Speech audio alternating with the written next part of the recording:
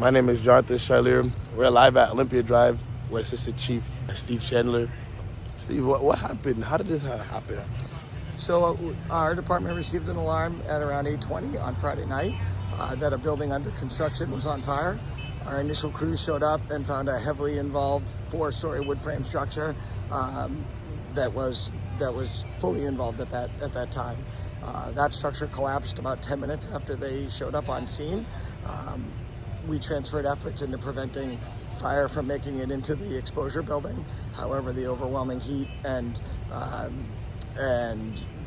radiant heat and convective heat prevented us from being able to stop its spread.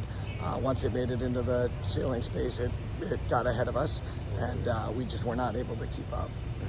Yeah, I was hearing fire trucks drive by me for a while.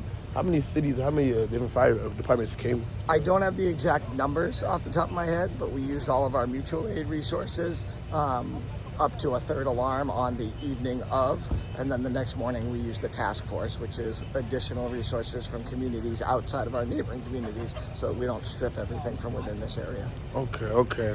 And I see that you guys are still using the hose right now. So how long is that going to take? So what's going on right now is the building is being taken down. We had multiple collapses within different sections of the building, and we still, even at this point, still have active fire throughout the building. So we're working with some of our partners in private industry, and as they bring the building down, we're letting down the hot spots and cooling and extinguishing the fire. The other issue is that we have collapse concerns with the partial collapses that we had. So in order to make this safe, they're taking the building down, and we're gonna make sure it's out. How long it's gonna go, I don't know. I suspect our initial plans right now is that we will at least have people here again through the night this evening, wetting down the pile and the hot spots and taking care of everything in there. Okay, thank you. And with the over 200 students displaced, what's the future steps to? So the number that I have is 232, I think, that were displaced.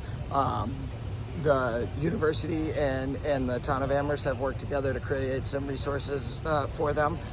The links to that are available in our last press release, which came out through the town of Amherst. There are links both to donate for those who want to do that, and then for victims who need to get resources. So all of the information available for them can be found there. Okay, thank you, Steve. You're doing a great job. You heard it here, folks. They are taking measures to, help those students displaced, but make sure to help in any way you can. I see like a food drive link going around. Definitely, tap in with that. Let's help these students out. I knew some of these students here that got displaced, so I have